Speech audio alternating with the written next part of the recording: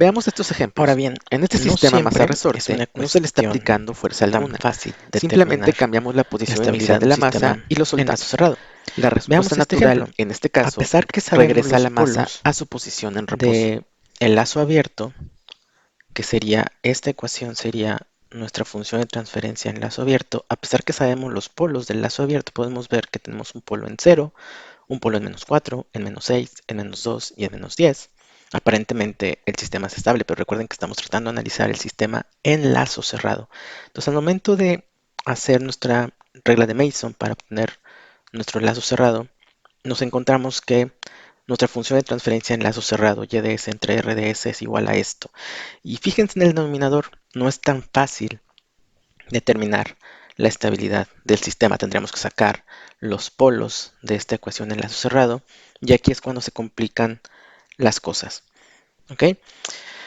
¿Cómo le hacemos? O sea, digo, ahorita tenemos computadoras que pueden sacar esto, pero si quisiéramos sacarlo a mano, ¿cómo le tendríamos que hacer? Bueno, afortunadamente hay ciertas reglas que nos permiten establecer si el sistema es estable o no en lazo cerrado.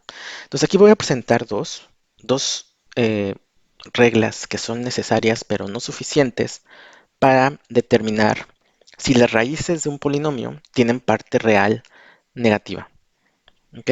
Entonces, estas dos condiciones son, la primera es, cada coeficiente debe tener el mismo signo. ¿A qué nos referimos con esto? Supongamos que tenemos este polinomio. Voy a inventarme uno acá en este momento. Más 13 por s más 25. Si tenemos este polinomio como ecuación característica, vemos que todos los polinomios, todos los coeficientes, cada uno de estos son coeficientes de las potencias de s, tienen el mismo signo. Sin embargo, si alguno de estos, en lugar de tener un signo positivo, tuviera un signo negativo, en ese momento podemos afirmar que nuestro sistema no va a ser estable. ¿Ok? Ahora bien, la siguiente condición es que todos los coeficientes deben ser diferentes a cero. ¿Qué significa esto? Bueno, si volvemos a nuestro polinomio, significaría que tendríamos, o si tenemos algo así, ¿ok? Si nuestra función característica es de esta manera, también podemos determinar que nuestro sistema no va a ser estable. ¿Por qué? Porque en este caso nos falta el coeficiente de la potencia s a la 1. ¿Ok? Entonces estas son condiciones necesarias, pero no suficientes para saber que nuestro polinomio va a tener raíces, bueno, va a tener raíces con parte real negativa.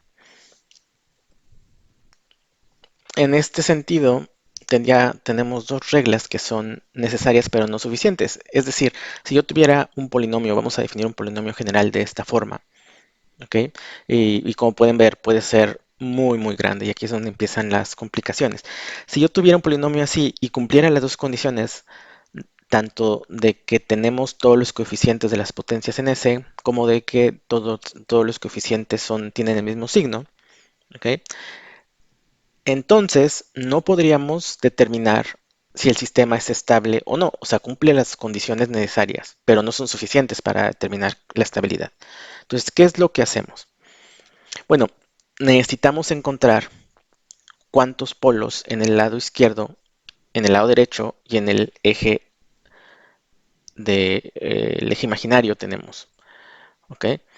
Este método que vamos a ver nos determina cuántos polos. No nos dice dónde, pero nos dice cuántos polos vamos a tener en el lado derecho, en el lado izquierdo y también sobre el eje imaginario, si es que hay. Este método se conoce como el criterio de Routh-Hurwitz. ¿Okay? Entonces vamos a utilizar este método para determinar la estabilidad. Para generar este método tenemos que seguir una serie de pasos, vamos a verlos un poco más a detalle más adelante, pero lo primero que tenemos que hacer es generar una tabla que le llaman la tabla de Routh-Hurwitz. Ahorita vamos a ver cómo se genera esa tabla, pero más o menos vamos a verla o se va a parecer a esta que tenemos aquí. El segundo paso es interpretar la tabla. ¿Okay? Interpretando la tabla vamos a poder saber cuántos polos tenemos en el lado izquierdo, en el lado derecho o en el eje imaginario. ¿Por qué tenemos que utilizar este método si tenemos MATLAB o otros sistemas computacionales, otras herramientas computacionales para sacar los polos? Bueno, o sea, podemos utilizar eso para determinar la estabilidad. Lo importante de este método y por lo cual lo estamos viendo es porque nos va a permitir diseñar controladores. Este método, vamos a ver un método de diseño de controladores donde utilizamos el método de Routh-Hurwitz como base para poder diseñar controladores. Por eso es importante ver este método. Ok, entonces vamos a ver cómo se genera una tabla de root básica. Vamos a suponer que tenemos este polinomio, bueno, esta función de transferencia en lazo cerrado. Recuerden, yo defino, como me han dicho, estoy buscando la estabilidad en el lazo cerrado. Por lo tanto, la función de transferencia que estoy buscando o donde tengo que analizar la estabilidad es en la función de transferencia YDS, que es mi salida, entre RDS, que es mi referencia o mi entrada a mi sistema, ¿no? Entonces yo tengo este polinomio. Aquí estoy obviando o estoy generalizando el polinomio del numerador. Lo único que tenemos que analizar para el análisis de estabilidad, recuerden, es el polinomio del denominador o ecuación característica, como lo hemos llamado. Entonces aquí tengo este polinomio con coeficientes A4, A3, A2, A1 y A0. Es de orden 4 el polinomio. Entonces vamos a generar la tabla de Routh-Hurwitz. Entonces, bueno, lo que les decía, primero tenemos que sacar la ecuación característica, que la ecuación característica es el denominador de la función de transferencia, el cual es este. ¿Ok? Y lo primero que tenemos que hacer es ordenar las potencias de S de la más alta a la menor. En este sentido, en este caso, tenemos que la potencia más alta es S a la 4. ¿Ok? Entonces empezamos a acomodar una columna empezando por S a la cuarta, S a la 3, S a la 2, S a la 1 y S a la 0. Este S a la 0, bueno, si recuerdan, S a la 0 pues da 1, es correspondiente a este último coeficiente que tenemos aquí. ¿Ok? Entonces es el primer paso para generar la tabla de root. El siguiente paso es ir acomodando los coeficientes de nuestra función característica. Vamos a empezar con el primero, con este A4, o sea, con el coeficiente de la potencia más alta.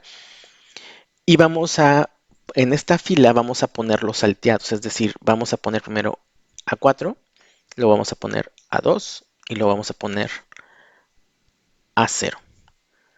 ¿Ok? Eso es lo que vamos a hacer. Entonces, como ven, A4, luego vamos a poner el A2, luego vamos a poner A0. Y en la siguiente fila vamos a poner los consecutivos, o sea, en lugar del A4, pues vamos a empezar con A3, luego A1, y finalmente, como ya no tenemos otro, pues vamos a llenarlo con un 0. ¿Ok? Entonces, este es el primer paso para llenar los coeficientes de la tabla de root. Empezar por los coeficientes de la ecuación característica de una forma alternada en cada una de las filas. Otra cosa, como lo podemos ver, es una especie de zigzag, ¿no? Podemos empezar con este A4, luego irnos a la 3, luego irnos a la 2, luego irnos a la 1 y luego irnos a la 0. ¿Ok? También como una forma para recordar cómo es que tenemos que movernos para formar esta tabla de root. Después los siguientes parámetros son coeficientes, entonces vamos a llenar con coeficientes, los primeros son B1, B2, B3 sucesivamente, luego vamos a tener coeficientes C1, C2, C3 y finalmente vamos a tener coeficientes de 1, de 2 y de 3, ¿no? Digo, podríamos continuar si tuviéramos más filas que llenar, pero bueno, la idea es encontrar los valores de estos coeficientes. ¿Cómo calculamos cada uno de estos coeficientes? Bueno, vamos a utilizar o cada uno de estos coeficientes se llenan como sigue.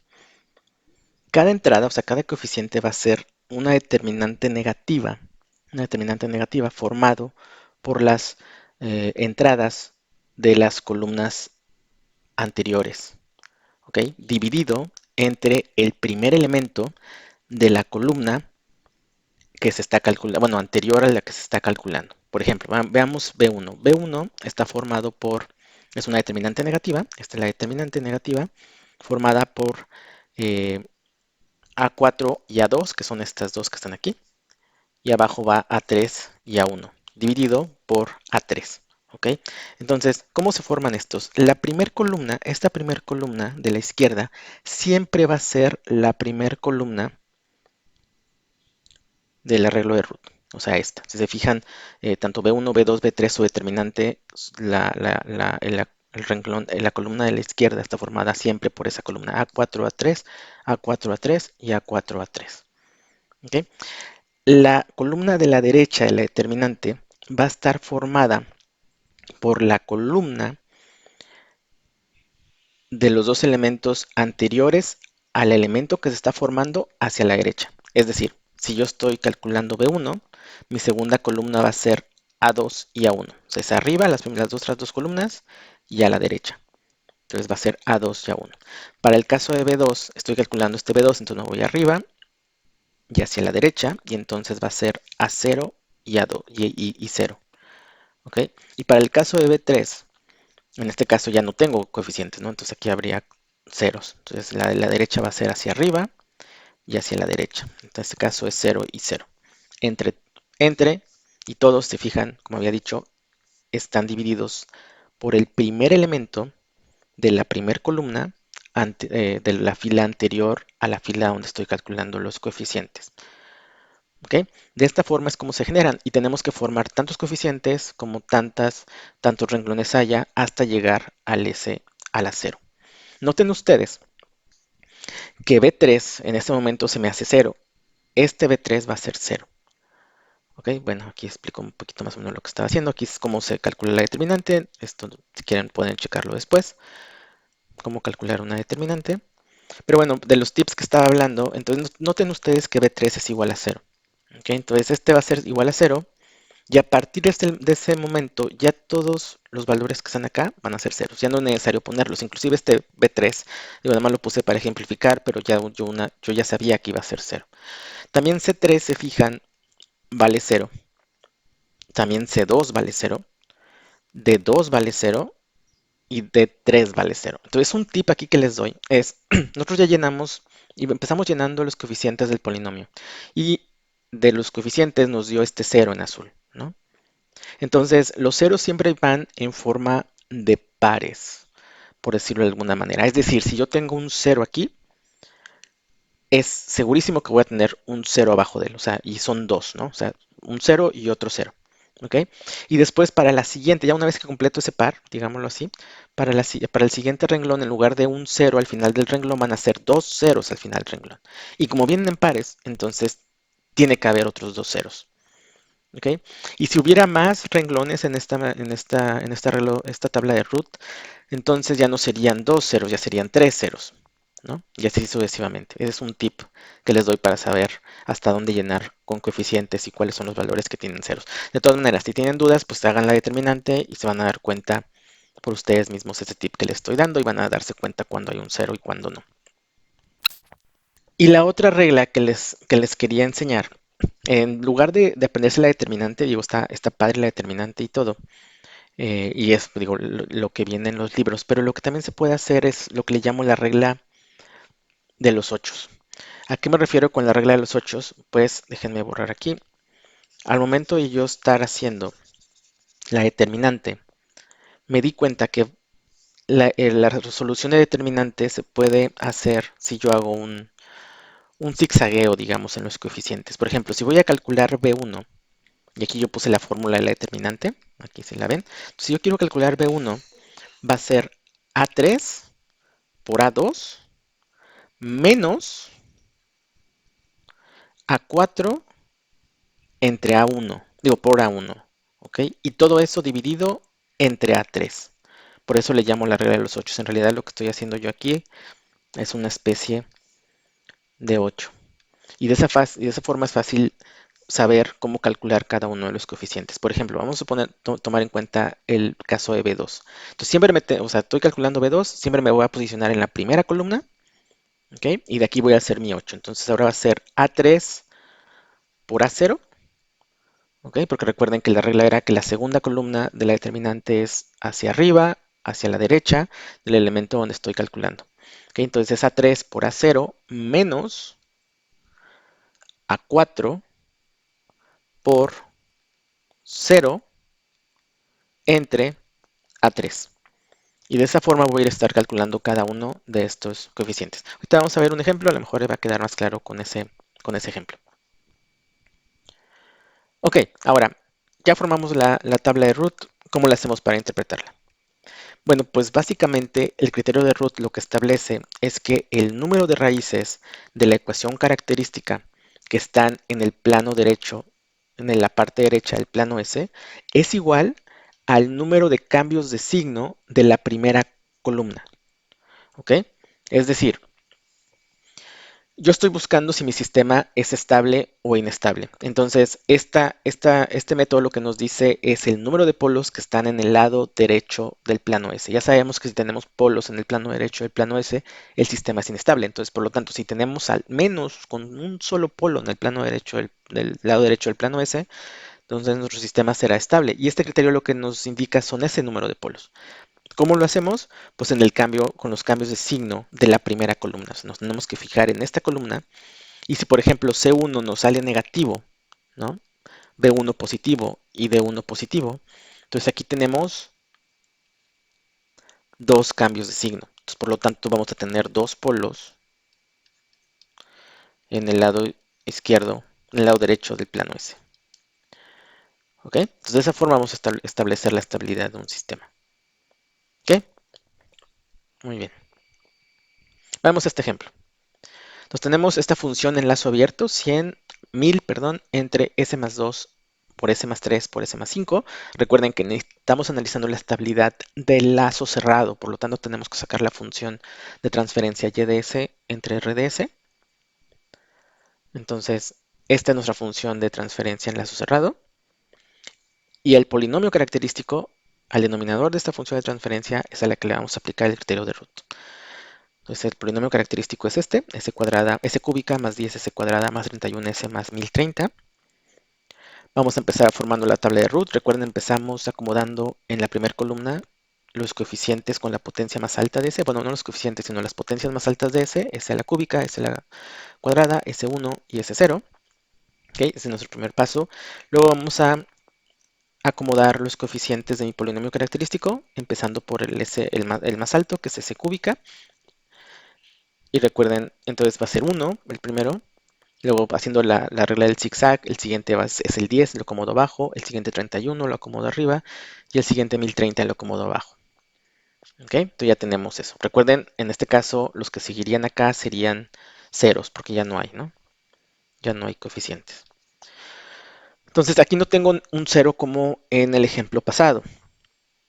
Pero el siguiente, pues voy a tener un cero justamente abajo de este elemento. Ahorita van a ver. Pero bueno, entonces voy a tener, bueno, ahí se indicaba que esos son ceros.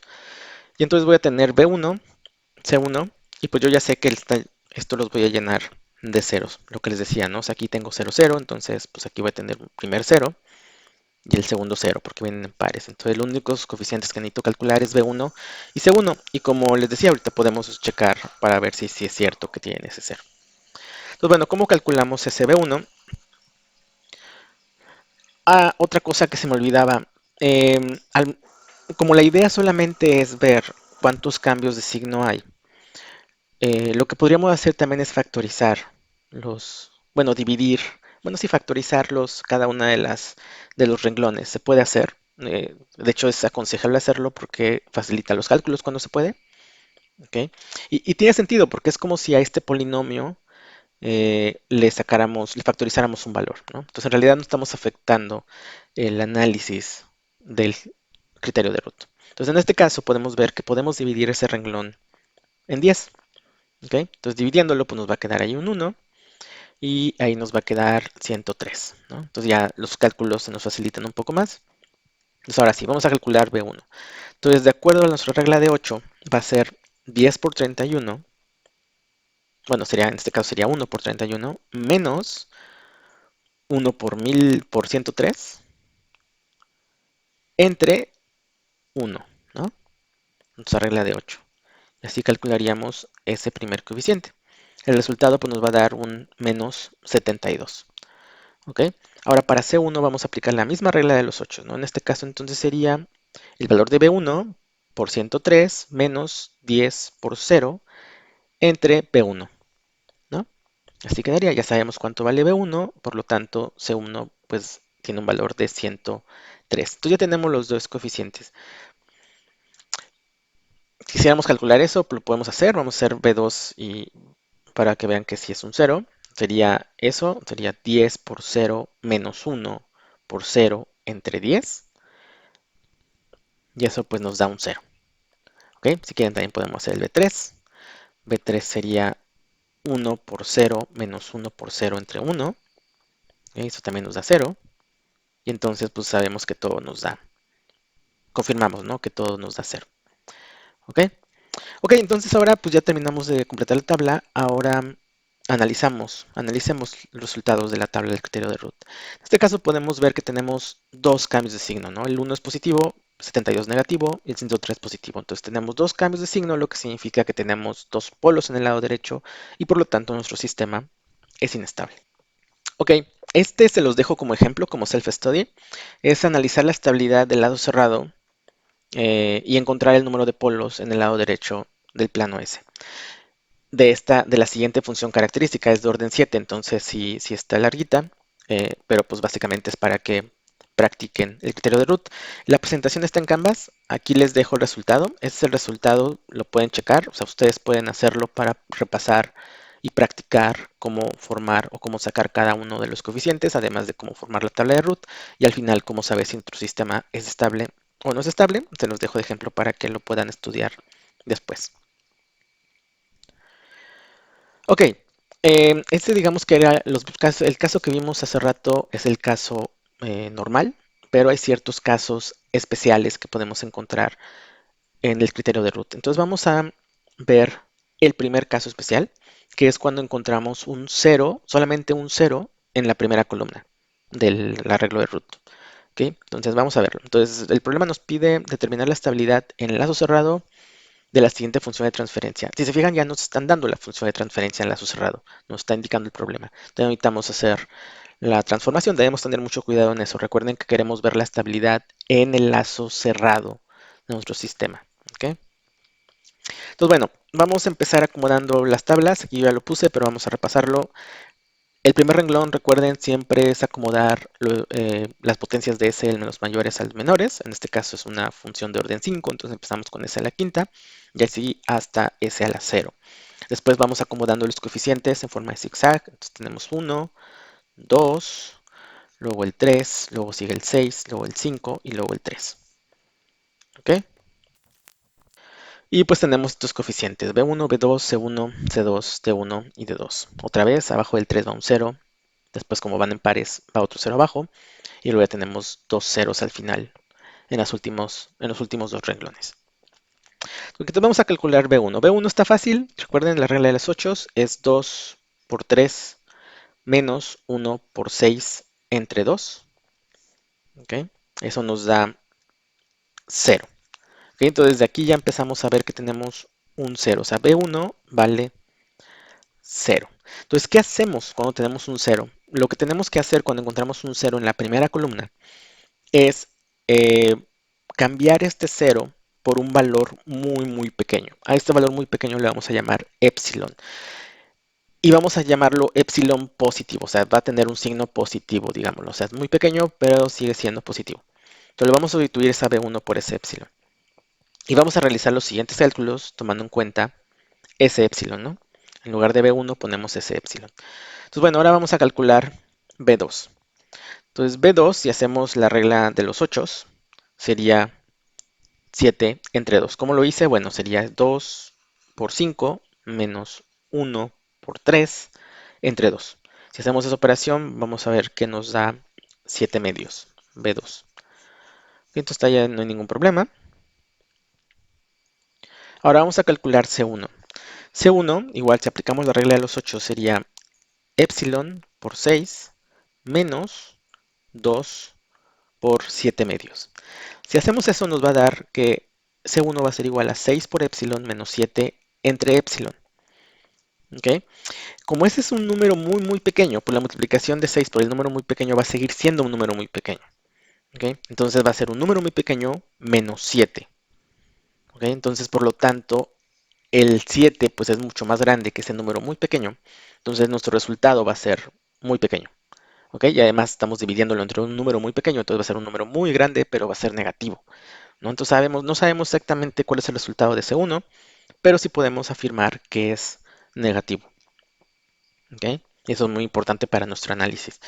Ahora, para C2, C2 aplicamos la misma regla de los 8, sería epsilon por 3 menos 2 por 0 entre epsilon, y nos da al final que la respuesta de C2 es igual a 3. Entonces aquí no tenemos ningún problema. Sustituimos eso por 3. ¿Ok? Entonces sabemos que el C1 es un número negativo y C2 es 3. Y hacemos lo mismo con D1. Hacemos la regla de los 8. Aquí está. Y entonces nuestro resultado nos va a dar 42 por epsilon menos 49 menos 6 por epsilon al cuadrado entre 12 por epsilon menos 14. Esos números igual son muy pequeños, muy pequeños. Los que dominan son el 49 y el 14. Entonces podemos afirmar que aproximadamente ese D1 va a ser igual a un número positivo. ¿Ok? Y hacemos lo mismo para E1. Y E1 pues nos da un valor de E3. Entonces vamos a sustituir D1 por el valor positivo y epsilon por, digo, perdón, y E1 por el 3. Entonces ya podemos hacer el análisis. Identificamos otra vez que tenemos dos cambios de signo. Por lo tanto, tenemos dos polos en el lado derecho del plano S. ¿Ok? Entonces, esta es la forma como podemos analizar la estabilidad de un sistema aplicando el criterio de Root cuando nos encontramos un 0 en la primera columna. Entonces, intenten esto en MATLAB. En MATLAB hay un comando para poder sacar las raíces de un polinomio. Entonces, se tiene que hacer en forma de vector. Entonces, les invito a que lo hagan. Abran MATLAB y pongan esta instrucción. Se fijan las raíces que tenemos aquí, pues son los coeficientes del polinomio característico, 1, 2, 3, 6, 5 y 3, para que vean, para que confirmen que lo que estamos diciendo aquí es, es cierto, y pues también para que vean qué implica, o sea, más o menos para que puedan dilucidar un poco qué implica que tengamos un 0 en la primera columna, analizando cómo se están comportando los polos en MATLAB. Ok, ahora vamos con otro caso especial. Es cuando tenemos no solamente un elemento en la fila, sino tenemos todos los elementos de una fila son ceros. ¿Qué haremos en ese caso? Vamos a verlo. Entonces, tenemos que determinar la estabilidad de lazos de la siguiente función de transferencia en lazo cerrado. Entonces, acomodamos nuestros coeficientes. Esto ya no lo voy a explicar, ya lo pueden analizar en el video si gustan. Los acomodamos de esa forma. Eso, lo que siempre hay que verificar es si podemos factorizar alguna de las columnas. En este caso podemos factorizar esta. Le sacamos factor de 7, entonces tenemos en lugar de 7, 42 y 56, tenemos 1, 6 y 8. Y empezamos a sacar nuestros coeficientes. Entonces sacamos B1 y sacamos B2 y nos damos cuenta que son ceros.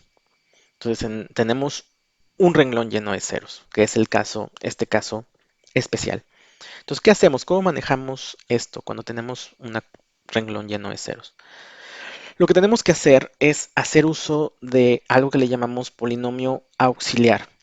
El polinomio auxiliar lo vamos a tomar del renglón inmediato superior a mi renglón de ceros. ¿Ok? ¿Cómo se forma este polinomio? Con esos coeficientes, pero asumiendo, o sea, si se fijan, ese renglón inmediato superior es del renglón de la potencia a la 4. ¿Ok? Y como damos salteados, quiere decir que el primer elemento corresponde a ese s a la 4, es decir, vamos a tener un 1 por s a la 4. El segundo elemento va a corresponder al s al cuadrado, o sea, vamos a tener 6s cuadrada aquí, y el último corresponde al s a la 0, ¿no? Lo voy a poner aquí, es este cuadrada, perdón, s a la 4, s cuadrada, y este s a la 0. ¿Ok? Entonces, de esa forma vamos a formar el polinomio auxiliar con los coeficientes del renglón inmediato superior al renglón donde tenemos los ceros. Y de esa forma vamos a armar nuestro polinomio. ¿Ok? ¿Qué vamos a hacer con ese polinomio? Pues lo que tenemos que hacer con ese polinomio es derivarlo. O sea, vamos a derivarlo. Si sacamos la derivada del polinomio auxiliar, nos va a quedar que es 4s cúbica más 12s más 0. ¿Ok?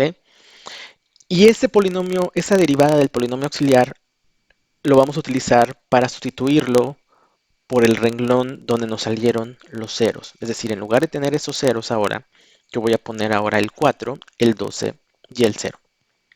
¿Ok? Entonces, de una vez que hacemos eso, procedemos a realizar nuestra tabla de root como normalmente la haríamos. Noten ustedes también ahí que puedo factorizar ese renglón. Ahora en lugar de 4, 2, 6, 0 voy a tener 1, 3 y 0 para hacer los cálculos más fáciles. Y pues ya puedo completar mi tabla de root, ¿no? Aquí ya no lo hice a detalle, pero ustedes lo pueden hacer ahí en su libreta. Y así quedaría nuestra tabla de root. Pero analicemos, detengámonos un momento aquí y analicemos qué significa que tengamos un renglón de ceros. Un renglón de ceros va a aparecer en la tabla de root cuando un polinomio par o impar es un factor del polinomio original. Un poquito más despacio. Este que tenemos aquí, este que tengo acá, es un polinomio par. ¿Qué quiere decir que sea un polinomio par? ¿O cómo puedo saber que es un polinomio par? Porque los coeficientes del polinomio, ¿no? Las potencias, más bien dicho, de ese polinomio, son pares. ¿Ok? Aquí voy a poner otro ejemplo de un polinomio par. Sería 6, s a la 6 más s a la 4 más s cuadrada más 3. Este es un polinomio par también. ¿Ok? Entonces, siempre que, bueno, y obviamente en este caso, este polinomio par es un factor de este polinomio. ¿Qué quiere decir esto? Bueno, que yo podría sacar ese factor de s a la cuarta más 6s cuadrada más 8. Y si lo multiplico por el otro polinomio, digo que ahorita no sabríamos cuál, pero si lo multiplico por otro polinomio, daría como resultado este que tengo acá. ¿Ok? Eso significa que este polinomio par es factor del polinomio original. Entonces, cuando eso ocurre, cuando yo puedo factorizar un polinomio par de mi factor original, de mi polinomio original, es cuando voy a encontrar una fila de ceros. ¿Ok? O un renglón de ceros. Pero, ¿qué más nos dice que tengamos un renglón de ceros? Si analizamos las raíces de un polinomio par, podremos darnos cuenta, si yo saco los polos, las raíces de ese polinomio par, podemos darnos cuenta que solamente tenemos tres opciones de esos polos. O sea, los polos van a ser simétricos, ¿no? O sea, si tengo un polinomio par, por definición o por lógica, las raíces de ese polinomio tienen que venir en pares, ¿ok? Estos polinomios pares solamente tienen raíces que son simétricas alrededor del origen, ¿ok? Y esta simetría puede ocurrir en tres condiciones de posición diferente. La primera, las raíces son simétricas y reales, ¿ok? Es decir, en este caso, el caso número A, los polos son simétricos en el origen, este es el origen, pero reales. El caso 2 es que nuestras raíces pueden ser imaginarias y simétricas. Es decir, no tenemos parte real, por lo tanto es este caso el caso B. Son simétricas e imaginarias, por lo tanto están sobre el eje imaginario. Y el tercer caso es que pueden ser cuadráticas y simétricas alrededor del origen, es decir, el caso C. Noten entonces ustedes que si yo o sea, noten ustedes que si no tengo ningún cambio de signo en el arreglo de root, quiere decir que no tengo ningún polo en el lado derecho del plano S, por lo tanto no puedo tener el caso ni el A ni el C. ¿Están de acuerdo? Porque para los dos necesito que tener polos en el lado derecho. Entonces, si no tengo cambio de signo, quiere decir, y tengo una fila llena de ceros, entonces quiere decir que tengo polos sobre el eje imaginario. Y esto es muy importante a la hora de estar diseñando un control. Porque recuerden ustedes que si yo tengo polos en el eje imaginario, quiere decir que mi sistema es críticamente estable. O sea, estoy al borde de la estabilidad. ¿Ok? Entonces, en este caso, este polinomio que tengo aquí, este polinomio, al tener yo en el arreglo de root una fila llena de ceros, puedo deducir que voy a tener, bueno, y si analizamos la primera columna nos podemos dar cuenta que no tenemos ningún cambio de signo. Entonces no tenemos ningún polo en el lado derecho. Por lo tanto, puedo deducir, puedo concluir que voy a tener polos sobre el eje imaginario. Ahora, ¿cuántos polos son los que voy a tener en el eje imaginario? Algo también útil de saber cuando tenemos un polinomios pares es que a partir de la columna a partir del renglón donde encontré los ceros, todo lo que está abajo de ese renglón va a corresponder a las raíces de mi polinomio par. ¿Ok? Entonces, esto nos da como resultado en el análisis que el orden del polinomio auxiliar nos va a dar el número de polos que voy a tener sobre el eje imaginario. Es decir, en este caso voy a tener 4 polos en el eje imaginario. ¿Ok?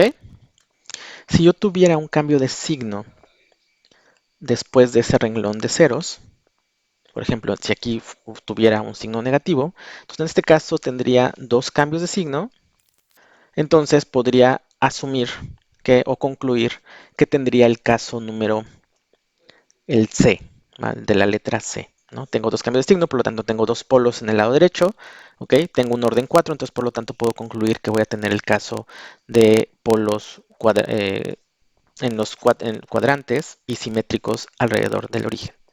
¿Ok? De esta forma podemos concluir este caso cuando tenemos un renglón lleno de ceros. Ahora vamos a aplicar este conocimiento del criterio de Root y los casos especiales para analizar un caso real. Entonces vamos a aplicar el criterio de Root. Aquí vamos a hablar de un robot que se llama Jason. Es un robot submarino que está controlado vía control remoto y que se ha usado para explorar ciertas partes del océano. Entonces tenemos este lazo cerrado, un sistema en lados cerrados. Se fijan, tenemos un controlador K entre S y tenemos una planta 1 entre S más 7 por S más 11. Lo que nos pide el problema es encontrar el rango. Recuerden, aquí no estamos hablando aquí de un valor específico, sino de un rango de la ganancia K para que el sistema de lado cerrado siga siendo estable, otro rango para que el sistema sea inestable y otro rango para que el sistema sea marginalmente estable. Y vamos a asumir que vamos a tener valores de K positivos. ¿Okay? Entonces, ¿qué tenemos que hacer primero? O sea, nos están pidiendo que si el sistema, o sea, encontrar los valores de K para saber si el sistema es estable, inestable o marginalmente estable. Entonces, el primer caso, lo primero que tenemos que hacer es sacar la función de transferencia al lado cerrado, ¿no? Lo que nos están pidiendo, la estabilidad del lazo cerrado. Y usando la ecuación característica de nuestra función de transferencia al lado cerrado, vamos a aplicar el teorema de Root. Entonces vamos a acomodar nuestros coeficientes del polinomio característico de esta forma, 1, 18, 77 y K.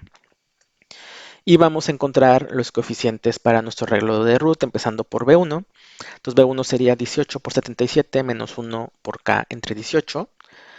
Entonces nos da 1386 menos K entre 18. Está en función de K, lo ponemos. Y luego vamos a tener C1. Calculamos C1 y nos va a dar que C1 es igual a K. Entonces tenemos, se fijan, tenemos un arreglo de Root con los coeficientes en función de nuestra ganancia. Y para saber si es estable o inestable, pues tenemos que determinar si hay un cambio de signo. Entonces necesitamos encontrar los valores de K para provocar un cambio de signo. No, en el caso de estar buscando que nuestro sistema sea estable, necesitamos encontrar un rango de K o valores de K para evitar que haya un cambio de signo, ¿no? Entonces, empezando porque la K debe ser positiva y de hecho el problema nos está asumiendo que la ganancia es positiva. Entonces ahí ya no tenemos ningún cambio de signo. Lo que nos preocuparía sería ese renglón. Para que ese renglón sea estable o para que nuestro sistema sea estable, ese renglón debe ser positivo. Ese elemento debe ser positivo. Por lo tanto, 1386 menos K entre 18 debe ser mayor a 0 para que mi sistema sea estable. ¿Okay? Para que yo no tenga ningún cambio de signo. Y por lo tanto, la ganancia K debe ser menor a 1386. Si mi ganancia es menor a ese valor, voy a asegurar que no haya un cambio de signo en mi arreglo de Root y por tanto mi sistema va a seguir siendo estable. Ahora, para checar en qué rangos mi sistema se convertiría en inestable, pues básicamente lo mismo. Ahora lo que tengo que hacer es que ese 1386 menos K entre 18 debería ser menor a 0 para provocar un cambio de signo. Haciendo eso, nos da como resultado que la ganancia debería ser mayor a 1386. Todos los valores mayores a 1386 nos van a dar un sistema inestable. Ahora, para hacer el marginalmente estable. Bueno, pues para hacer el marginalmente estable, tomando en cuenta el ejemplo o el caso especial cuando tenemos una fila llena de ceros, pues aquí para tener una fila llena de ceros necesitaríamos que ese 1386 menos k entre 18 fuera igual a 0. ¿Están de acuerdo? Entonces, pues es lo que hacemos. Si hacemos eso, entonces encontramos que si la k es igual a 1386, tendríamos una fila llena de ceros.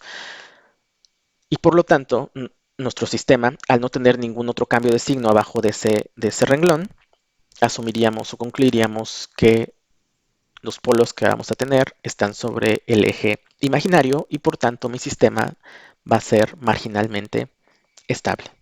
Y bueno, aquí sería un ejemplo de cómo continuaría el criterio de Root si yo tuviera, si K valdría o valiera ese 1386. En ese caso, este renglón sería lleno de ceros, por lo tanto tendría que formar mi polinomio auxiliar con el renglón inmediato superior.